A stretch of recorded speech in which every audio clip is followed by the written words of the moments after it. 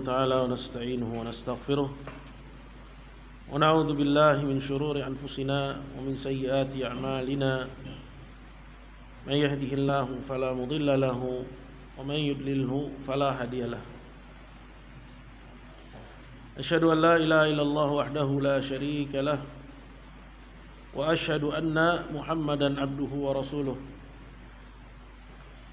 يا أيها الذين آمنوا اتقوا الله حق تقاته ولا تموتن إلا وأنتم مسلمون أما بعد. Hadirin kaum muslimin, bapak-bapak, ibu-ibu, jamaah salat maghrib yang dimuliakan oleh Allah Subhanahu wa taala. Pertama-tama marilah kita manjatkan puji syukur kita kehadirat Allah Subhanahu wa taala yang telah melimpahkan banyak nikmatnya kepada kita, memberi kepada kita banyak kemudahan dan taufik dalam banyak kebaikan. Di malam hari ini kita bersyukur Allah Jalla wa'ala mempertemukan kita kembali dalam keadaan sehat walafiat, dalam kondisi Allah Subhanahu wa ta'ala beri kepada kita kesempatan. Kemudian salawat dan salam tidak lupa semoga tercurah kepada junjungan kita Nabi besar Muhammad sallallahu alaihi wasallam, pada keluarga beliau, kepada para sahabatnya, serta orang-orang yang setia mengikuti jejak langkahnya sampai akhir zaman. Di malam hari ini pembahasan kita dari pembacaan hadis-hadis dari kitab Riyadhus Shalihin masuk ke dalam bab yang ke-8, yaitu bab yang berbicara tentang al-istiqomah. Istiqomah seperti yang nanti dijelaskan oleh Al-Imam An-Nawawi di kitab. Mengutip dari para ulama, kata Imam Nawawi, makna istiqamah luzumu ta'atillahi ta'ala, yaitu melazimi ketaatan kepada Allah Subhanahu wa taala. Qalu, kata para ulama, wa hiya min jawami'il kalim, dan istiqamah itu termasuk dari jawami'ul kalim. Jadi di antara keistimewaan Nabi SAW sebagaimana yang disebutkan dalam hadis, bahwa beliau diberi jawami'ul kalim. Apa itu jawami'ul kalim? Itu kalimat yang ringkas namun mengandung makna yang luas. Maka istiqomah ini tidak dikenal kecuali dalam syariat Islam. Bahwa semua kita mengenal ketika dikatakan istiqomahlah, maka kita memahami bahwa maksudnya adalah untuk kita senantiasa berada di atas agama Allah Subhanahu wa taala. Wala wa hiya min nizamil umur. Wabillahi taufik. Jadi istiqomah ini termasuk dari jawami'ul kalim, kalimat yang ringkas namun mengandung makna yang luas, dan maknanya adalah nizamil umur, ya, menata kehidupan kita, dunia dan akhirat kita untuk senantiasa berada di atas agama Allah Subhanahu wa taala. Istiqomah ini bukan hanya perintah Allah kepada kita umat Islam, namun juga perintah Allah Subhanahu wa taala kepada nabi kita, baginda Rasulullah sallallahu alaihi wasallam. Kata Allah dalam Al-Qur'an pada surat Hud di ayat yang ke-112, Allah mengatakan fastaqim kama umirt wa man taba ma'aka wa la tatghaw. Maka istiqomahlah kalian, maksudnya adalah nabi, karena ini merupakan fi'il amr. Yang diperintah adalah nabi kita Muhammad sallallahu alaihi wasallam. Istiqomahlah engkau wahai Muhammad. Namun ini juga bukan berarti celah bagi orang-orang yang ingin menikam Islam mengatakan bahwa Nabi sebelum diperintah istiqomah dia tidak istiqomah. Karena maksud dari perintah ini ay dawim, yaitu kontinulah dalam keistiqomahan. Sebagaimana ayat yang lain Allah Azza wa Jalla menyuruh Nabi kita untuk bertakwa kepada Allah. Ya ayyuhan nabi taqillah, wahai Nabi bertakwalah kamu kepada Allah. Bukan berarti sebelum diperintah Nabi itu enggak bertakwa. Tapi yang dimaksud dengan perintah untuk bertakwa aidawim, maksudnya kontinulah dalam ketakwaan kepada Allah. Nah, dalam ayat ini Allah menyuruh Nabi kita untuk istiqomah. Artinya senantiasalah engkau dalam keistiqomahan. seperti yang diperintahkan. Dan maksud dari seperti yang diperintahkan bahwa istiqomah itu harus berjalan di atas rel. Karena Islam ini merupakan as-sirat yang maknawi di dunia dan hissi, jalan sirat yang nyata nanti di akhirat. Jadi di dunia dia itu abstrak, disebut dengan jalan Islam. Mana jalannya? Kelihatan? Enggak, itu abstrak. Dia bisa diketahui melalui apa? Melalui pelajaran, melalui Al-Quran, melalui hadis Nabi SAW. Dia abstrak di dunia, namun di akhirat nanti dia hissi, nyata, yaitu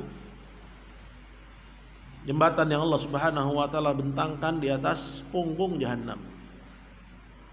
Ya, jembatan yang Allah Azza wa Jalla bentangkan di atas punggung jahanam yang semua kita enggak ada yang terlewatkan. Semua kita enggak ada seorang pun yang terlewatkan, melainkan dia akan melintas di atasnya. Wa im minkum illa wariduha kana dzalika ala rabbika hatman maqdiya. Tidak seorang pun dari kalian melainkan akan melintas di atasnya. Ini ada khilaf di kalangan ulama, sebagian mengatakan bahwa illa wariduha maksudnya kecuali masukin neraka. Tidak seorang pun dari kalian melainkan akan masukin neraka. Hanya saja bagi orang yang beriman, neraka itu ya menjadi dingin seperti api bagi Ibrahim. Yang lainnya mengatakan illa wariduha artinya melintas di atasnya. Wa in minkum illa wariduha kana dzalika ala rabbika hatman maqdiya. Sungguhnya demikian itu sudah merupakan ketetapan yang Allah Azza wa Jalla putuskan. Tsumma nunajjil ladzina taqaw wa nadharu adh-dhalimina fiha jithiya. Kemudian kami selamatkan dari neraka itu orang-orang yang berhasil melintas di atasnya. Wa nadharu adh-dhalimina fiha jithiya. Dan kami biarkan orang-orang zalim ya, di dalam neraka itu jithiya, dalam keadaan berlutut. Kenapa berlutut? Ada yang tahu kenapa berlutut? Ada yang tahu kenapa berlutut? Orang kalau takut diri nggak sanggup. Orang takut itu lututnya gemeter. Nah, dia nggak sanggup lagi berdiri. Saking ngerinya azab Allah Subhanahu wa taala. Maka istiqomah di dunia, ya, dari syubhat, pemahaman-pemahaman yang menyimpang, dari syahwat yang haram, syahwat yang boleh nggak apa-apa. Ya, seperti misalnya mendatangi istri, syahwat. Ya, kalau nggak ada syahwat, gimana bisa mendatangi istri, betul nggak? Tapi dia tubah, syahwat yang dibolehkan, dihalalkan. Maksudnya syahwat yang haram. Yang di dunia disambar-sambar oleh syubhat dan syahwat, nanti ketika melintasi jalan yang sesungguhnya di atas sirat yang nyata yang Allah bentangkan di atas punggung jahanam, di dunia dia disambar-sambar oleh syubhat dan syahwat, nanti di atas sirat dia akan disambar-sambar pula oleh kalalib. Kata Nabi, fa inna 'ala sirat kalalib. Di atas sirat itu ada kalalib. Kalalib itu apa? Yaitu besi ma'tufatur ras, besi yang kepalanya bengkok, yang dia menyambar-nyambar orang yang melintas di atasnya. Di dunia kena sambar sama syubhat, nanti di atas sirat yang sungguhnya kena sambar. Di dunia kena sambar sama syahwat, nanti di akhirat juga kena sambar. Jadi apa yang kita lakukan di dunia itu ada akibatnya kelak di akhirat. Nasallallahu assalamu wal afiyah. Maka istaqim. Istaqim kama umir. Istiqomahlah sebagaimana yang kamu diperintahkan. Maka sumber istiqomah itu perintah Allah, perintah nabinya. Jangan dilangkahi perintah Allah itu hanya karena mengikuti perintah orang. Perintah Nabi dilangkahi karena mengikuti perintah manusia selain beliau alaihi salatu wassalam. Wa man taba ma'aka, begitu juga orang-orang yang bertaubat bersama engkau wahai Muhammad. Maksudnya orang-orang muslimun, hendaknya mereka juga istiqamah. Wala tatghaw, dan jangan kalian berlebihan. Jadi dalam beragama kita dilarang dari dua hal, ifrat, berlebihan, sehingga akhirnya keluar dari jalur yang diperintahkan. Kata Nabi SAW, ya, memerintahkan kita untuk berada di atas apa yang Allah Azza wa Jalla perintahkan. Wala tatghaw, jangan kalian berlebihan. Halakal mutanatti'un, halakal mutanatti'un, halakal mutanatti'un, talatan. Binasalah orang yang berlebih-lebihan. Binasalah orang yang berlebih-lebihan, binasalah orang yang berlebih-lebihan. Nah, kita kalau kita ikutin syariat Allah aja ini semuanya kita belum tentu mampu, Pak. Ya, udah gitu ikutinnya aja nggak mampu, ya kita masih mau ya nambah-nambah, kreasi, bikin-bikin. Ya, jadi jangan berlebih-lebihan. Wala tatghaw. Yang kedua at-tafrid, yaitu melalaikan. Yang berlebih-lebihan ini ya menjadi jebakan bagi orang yang istiqomah. Ya, orang yang istiqomah kadang kalau diseret kepada maksiat dia nggak mau. Nah, setan tahu tuh kemana dia bakal diseret, maka diseret dia kepada sikap berlebih-lebihan. Suatu hari ada seorang sahabiyah, diceritakan oleh Aisyah kepada Nabi, yang rajin ibadah, ya, sampai-sampai kalau dia capek dia pegangan. Kalau dia capek sholat berdiri dia pegangan. Nabi nggak muji dia, Nabi malah mencela dia. Mah, kata Nabi, alaikum bima tutiqun fa innallaha la yamallu hatta tamallu. Wajib bagi kalian untuk mengerjakan sebatas kemampuan, sesuai yang kalian mampu. Ya. Kerjakan sesuai yang kalian mampu. Ya. Alaikum bima tutiqun fa innallaha la yamallu hatta tamallu. Karena Allah itu enggak bosan memberi pahala sampai kalian yang bosan mengerjakan ibadah. Fa inna ahabbad dina indallahi adwamuha wa in qal. Karena sungguhnya agama yang paling dicintai oleh Allah itu yang continue sekalipun sedikit. Ya, sekalipun sedikit. Bukan yang malam ini misalnya sholat tahajud ya 20 rakaat atau 30 rakaat, ya boleh aja. Tapi yang disukai yang continue. Jangan malah sholat 30 rakaat kemudian besok nggak sholat lagi sepanjang tahun. Ya, mendingan tuh sholat 2 rakaat sekali witir, tapi tiap malam itu ahabbud dina ila indallah. Itu cara beragama yang lebih Allah Azza wa Jalla cintai. Ya.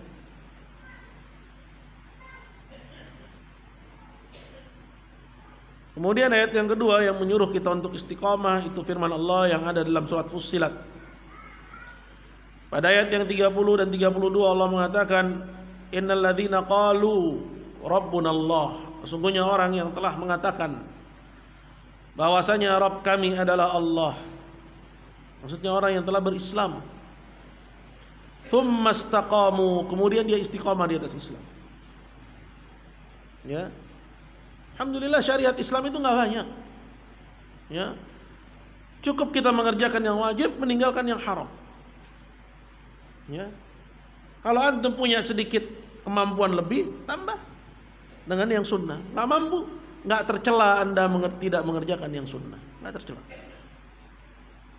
Yang tercela yang meninggalkan yang wajib. Ya, ini kemampuan saya dan ini yang perintah Allah Azza wa Jalla kepada saya. Ya. Kalau kita mampu menambah yang sunnah itu maratib, bertingkat-tingkat. Ada yang paling utama. Seperti misalnya sunnah rawatib. Ya. Kerjakan sunnah rawatib. Puasa begitu juga. Puasa sunnah ada. Ya. Jangan belum apa-apa kita paksakan diri kita kepada yang ya, paling tingginya puasa Daud. Ya. Namun setelah itu kita tidak mengerjakannya lagi. Ya. Dia kerjakan hanya sesaat, kemudian dia tinggalkan selama-lamanya. Maka ini muliakan Allah Subhanahu wa taala. Ya. Istiqomah itu butuh kepada seseorang, ya, at-tawassut. Tawassut itu wasatiyah, ya, mengambil sikap pertengahan, tidak berlebih-lebihan. Dan tidak juga dia menelantarkan. Innalladzina qalu rabbuna Allah, sungguhnya orang-orang yang mengatakan bahwa Rabb kami itu adalah Allah. Tsumastaqamu, kemudian dia istiqamah. Tanazzalu alaihimul malaikah, turun kepadanya malaikat. Kapan? Kapan turun kepadanya malaikat? Menjelang matinya dia. Menenangkan dirinya itu. Jangan takut. Allah takhafu wa la tahzanu. Bukan sekarang. Ya, tapi nanti ketika kita sedang sakarat. Jangan takut. Maksudnya jangan takut apa? Jangan takut dengan kehidupan yang bakal kamu hadapi di akhirat. Wala tahzanu, jangan sedih, maksudnya jangan sedih dari keluargamu, hartamu yang kamu tinggalkan di dunia. Jangan sedih, Allah jamin. Jadi barang siapa yang pengen tenang kehidupannya setelah dia meninggal dunia, keluarganya dijamin, istrinya, anaknya, itu kan keinginan kita semua. Kuncinya ada pada Anda. Istiqomahlah. Ya. Ihfazillah yahfazka. Jagalah Allah, Allah akan jaga kamu. Ihfazillah tajidhu tijahak. Jagalah Allah, kamu dapati dia di hadapanmu. Ta'arraf ila Allah fir rakha ya'rifka fi syiddah. Kenalilah Allah di saat lapang, dia akan mengenalimu di saat kamu sempit. Jadi kunci Allah jaga keturunan kita ada pada diri kita sendiri. Ya, sebagian salaf sampai mengatakan la azidanna fi sholati min ajlik ya bani. Aku akan tambah salatku buat kamu wahai anakku. Maksudnya buat kebaikanmu wahai anakku. Kenapa? Karena Allah Azza wa Jalla berfirman, kalau kita lihat dalam surat apa? Surat Kahfi. Ya. Ketika Musa bersama siapa? Khidir. Ya.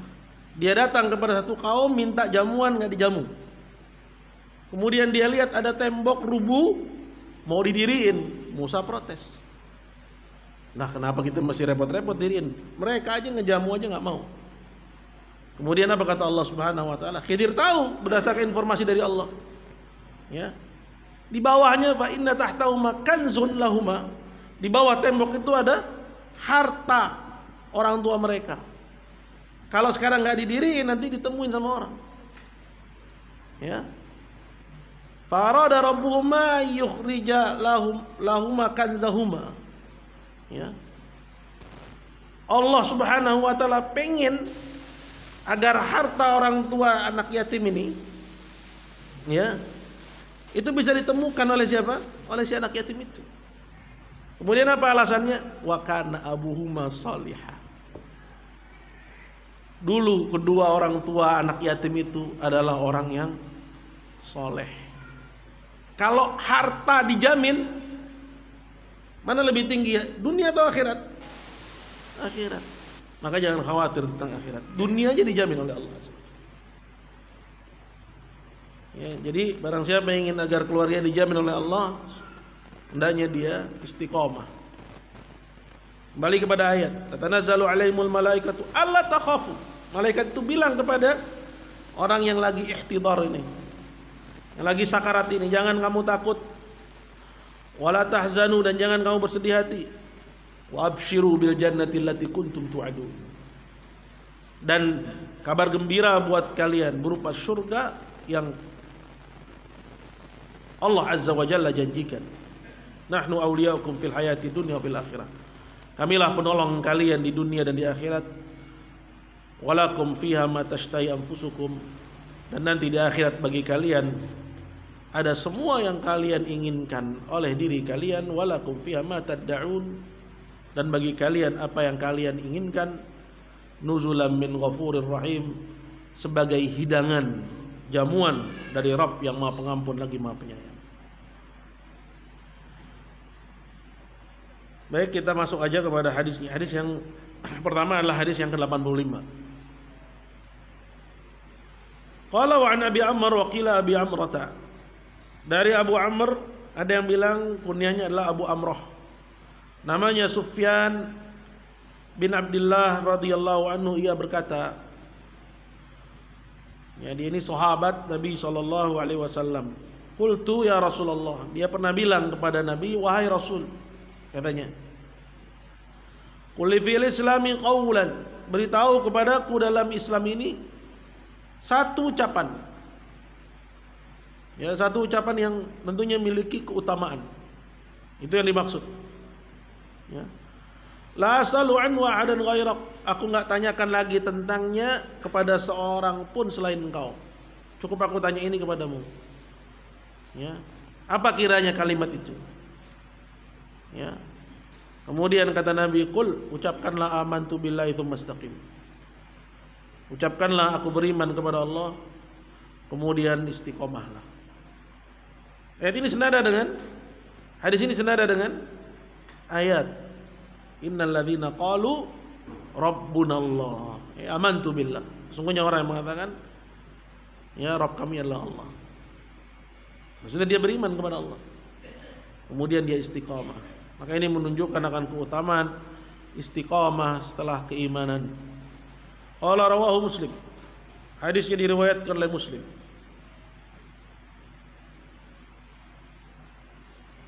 Hadis yang berikutnya, hadis yang ke-86.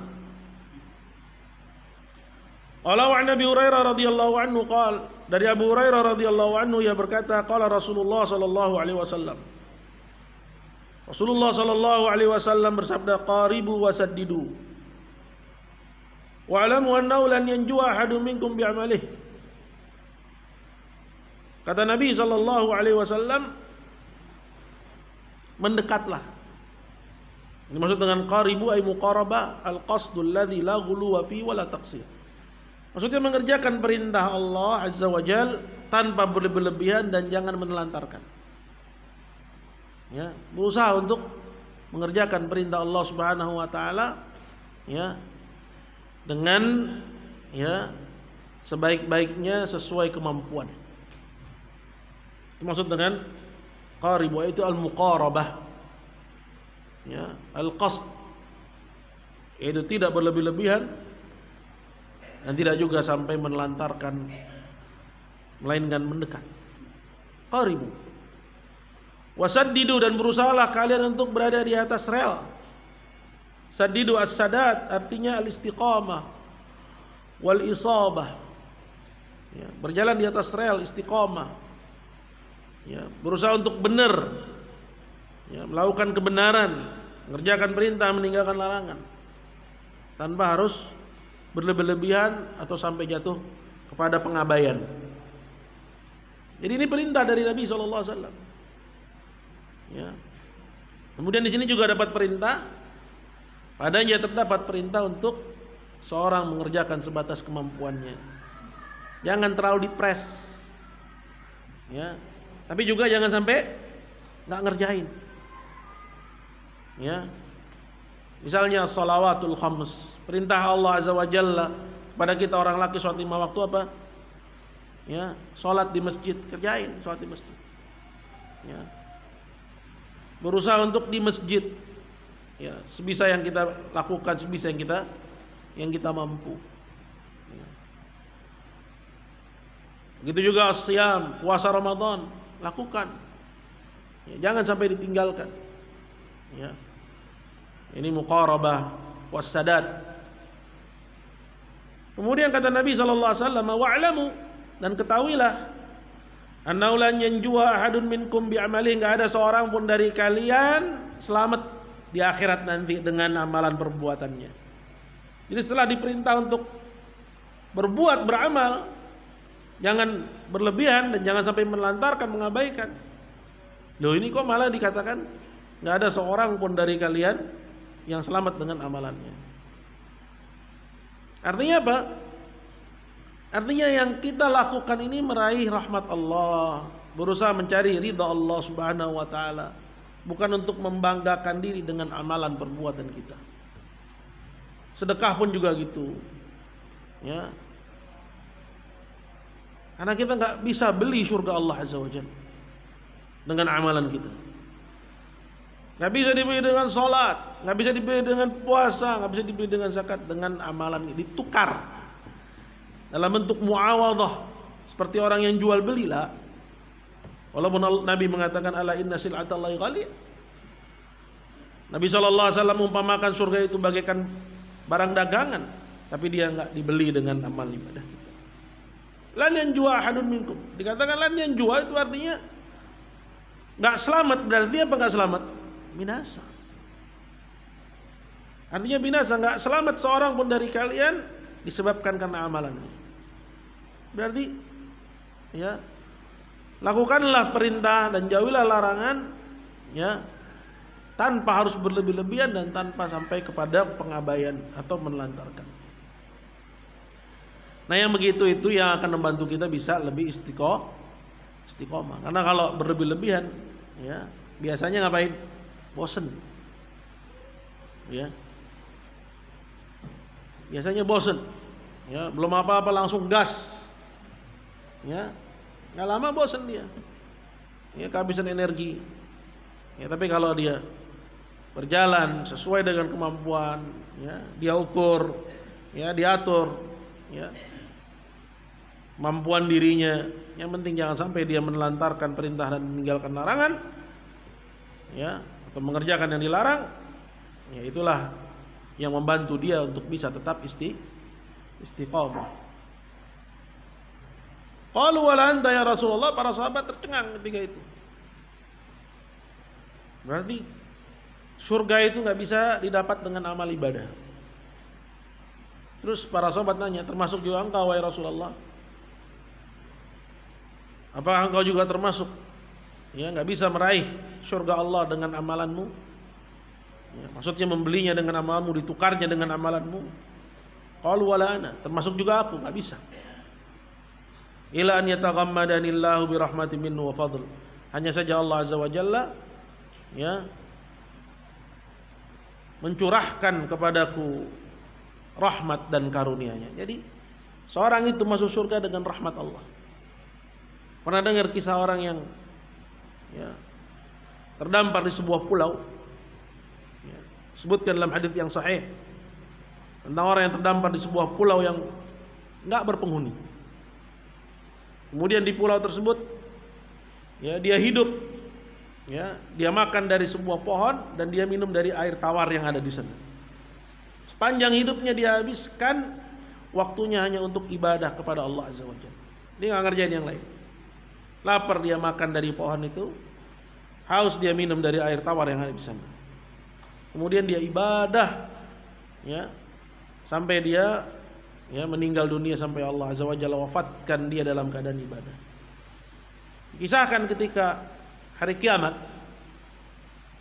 ya, Allah Azza wa Jalla merintahkan kepada malaikatnya, masukkan orang ini ke surga dengan rahmatku, katanya. Masukkan orang ini ke surga dengan rahmatku. Maka apa kata orang ini? Kok dengan rahmat engkau ya Rabb? Terus gimana dengan ibadahku yang sepanjang umur ini? Ya, dia pengen masuk surga dengan ibadahnya, ya, karena dia merasa sudah banyak berbuat. Ya, kenapa dengan rahmatmu ya Rabb? Ya, aku kan sepanjang hidupku ibadah, seolah-olah nggak ada nilainya ibadahnya. Ya. Lalu Allah Azza wa Jalla menyuruh malaikat untuk menimbang. Ditimbanglah, dihadirkan timbangan, diletakkan ibadahnya di satu anak timbangan, dan diletakkan salah satu nikmat Allah, yaitu penglihatan. Satu bola matanya diletakkan di satu anak timbangan yang lain. Ternyata nggak seimbang. Masih lebih banyak nikmat Allah Subhanahu wa taala dibandingkan dengan ibadah. Bayangin ibadahnya sepanjang usia dia, namun, ya, itu belum sebanding dengan nikmat penglihatan. Bagaimana lagi dengan nikmat kita yang lain? Ngalokasi, bukan hanya penglihatan, penciuman, indera perasa, kehidupan anak, istri, tempat tinggal, kendaraan, ya, dijauhkan dari kelaparan, ya, hujan gak kehujanan, panas gak kepanasan, ya, masih bisa merasakan beragam macam, ya, jenis masakan kulineran, ya, dari satu titik ke titik yang lain, perjalanan dengan aman, nikmat yang besar dari Allah Subhanahu wa taala, luar biasa. Ya. Maka sering-seringlah kita mengucapkan alhamdulillah. Ya, segala puji bagi Allah. Allahumma lakal hamd. Ya, jangan lupa puji Allah Azza wa Jalla atas nikmat tersebut. Ya, hanya dengan bersyukur kita Allah jaga nikmat itu. Maka ketika Allah Subhanahu wa taala menimbang amalan orang ini yang seumur hidupnya ibadah ditimbang dengan nikmat mata, dia dapati bahwa amalannya belum sebanding dengan nikmat mata yang Allah berikan kepadanya. Ya, maka Allah menyuruh malaikatnya masukkan dia ke dalam neraka. Kalau gitu masukkan dia dalam neraka. Kenapa? Karena dia minta ya masuk surganya dengan amalannya. Ya.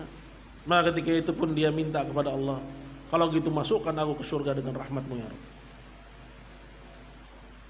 Maka nggak ada seorang pun dari kita ya bisa masuk surga kecuali dengan rahmat Allah Subhanahu wa taala. Maka lakukanlah semua dengan ikhlas agar Allah Subhanahu wa taala ridha ya dengan ibadah kita.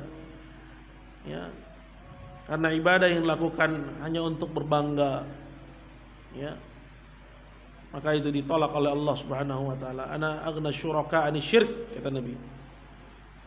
Allah berfirman, aku adalah zat yang enggak butuh sekutu. Man amila amalan, barang siapa mengerjakan ibadah, asyraka fi ma'iyya ya ghairi, barang siapa mengerjakan ibadah dia menyekutukan aku dengan selainku di ibadah itu ya, seperti riya, seperti sum'ah, seperti membanggakan amalan ibadahnya ya, merasa dia bisa membeli surga Allah, taraktuhu wa syirkah, maka aku akan tinggalkan dia dan sekutunya. Artinya enggak diganjar oleh Allah Subhanahu wa taala. Selesai kita dari bab istiqomah, karena memang hadisnya cuma 2 ya, pertemuan yang berikutnya insyaallah kita masuk kepada bab yang ke-9 dan yang ke-10. Kalau ada pertanyaan saya persilahkan. Nah,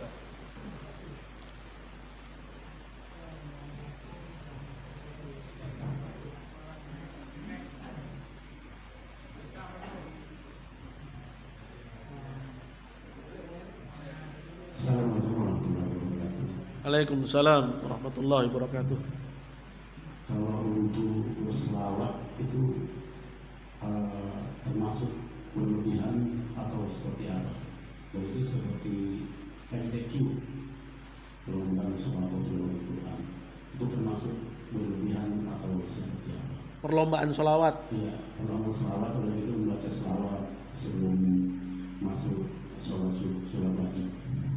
Membaca sholawat. Itu di kami masjid itu kan ada membaca sholawat. Apakah itu berlebihan atau bagaimana pendapatnya? Membaca sholawat diperintahkan ya oleh Nabi SAW. Bahkan disebutkan orang yang disebut namaku, kemudian dia nggak berselawat ya kepadaku ya, orang ini orang yang bakhil, orang yang paling bakhil. Maka salawat itu dilakukan pada ya waktu-waktu yang diperintahkan. Ya. Begitu juga redaksinya seperti ya yang dicontohkan. Itu misalnya salawat ya Ibrahimiyah ya yang Allah Subhanahu wa taala perintahkan dalam tahiyyat. Ya. Cuman kan banyak sekarang ini ya salawat ini terjadi di situ inovasi ya. Nah ini muncul setelah zaman para sahabat dan tabi'in dan tabi'in ya. Kalau kita lihat seperti misalnya salawat burdah ya, itu muncul setelah zaman as-salaf ya, setelah zaman para salafus saleh. Salawat burdah itu ya, sedangkan dalam beragama itu kita disuruh untuk ya mengikuti para sahabat. Fa in amanu bimithli ma amantum bihi faqad ihtadaw. Kalau kalian beriman seperti keimanan para sahabat, berarti kalian telah mendapat petunjuk. Ya. Sedangkan kalau dibuka ruang untuk berkreasi, maka nggak ada ujungnya nanti salawat ini. Maka cukup ya anak-anak itu diajarin salawat yang dicontohkan Nabi sallallahu alaihi wasallam. Ya, diajarkan kapan dia membaca salawat itu. Ya. Maka itu yang ya sesuai yang diperintahkan, yang tidak berlebih-lebihan. Khawatir. Ya, kita khawatir ya pada kreasi-kreasi salawat-salawat yang muncul belakangan, yang baru ya. Itu terdapat redaksi-redaksi yang bertabrakan dengan syariat. Ya, karena cukup kita dengan redaksinya Nabi, itu lebih afdal, lebih utama, lebih unggul dibanding dengan apa yang kita buat. Ya, dan dia lebih asli.